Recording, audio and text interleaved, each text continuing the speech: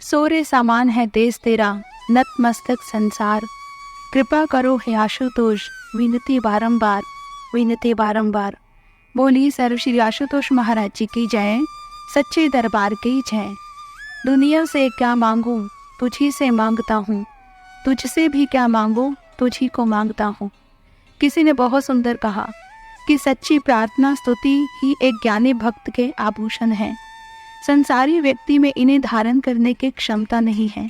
वह तो ईश्वर से जब वार्ता करता है, या वह मांगों की सूची होती है या सौदा। कभी इंसान भौतिक वस्तुओं के लिए भिक्षा मांगता है, तो कभी दैहिक सौंदर्य की मांग रखता है। कभी पुत्र प्राप्ति के लिए झोली फैलाता है, तो कभी व्यापार में मुनाफे के लिए।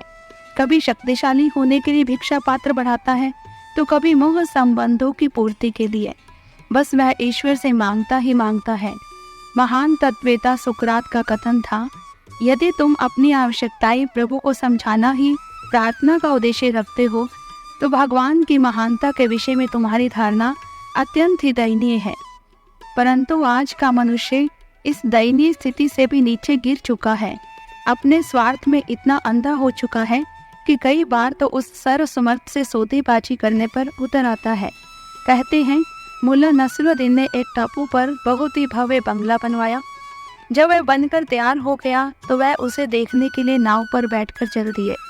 अभी बीच रास्ते में ही था कि समुद्र में तूफान आ गया। नाव हिचकोले खाने लगी। नसरुद्दीन घबरा गया। उसे अपने प्राण संकट में दिखाई देने लगे। ईश्वर की याद आई। उनसे गुहार की, हे खुदा, मेरे प्राणों की रक्षा कर। यदि आज तो मुझे जीवन दान देगा तो मैं तुझे धन अर्पण कर दूंगा।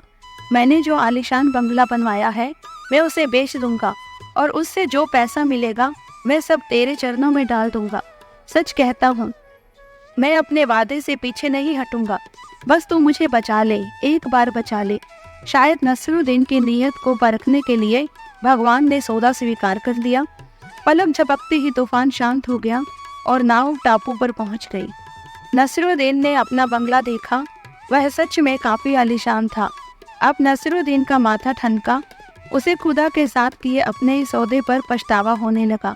तुरंत ही उसने एक तरकीब निकाली। सभी खरीदारों को बुलाया और कहा, देखो, इस बंगले की कीमत है मात्र 1 रुपया, पर साथ ही एक शर्त भी है। जो इस बंगले को खरीदेगा उसे मेरी बिल्ली भी खरीदनी पड़ेगी, और बिल्ली की कीमत है 80 लाख रुपए।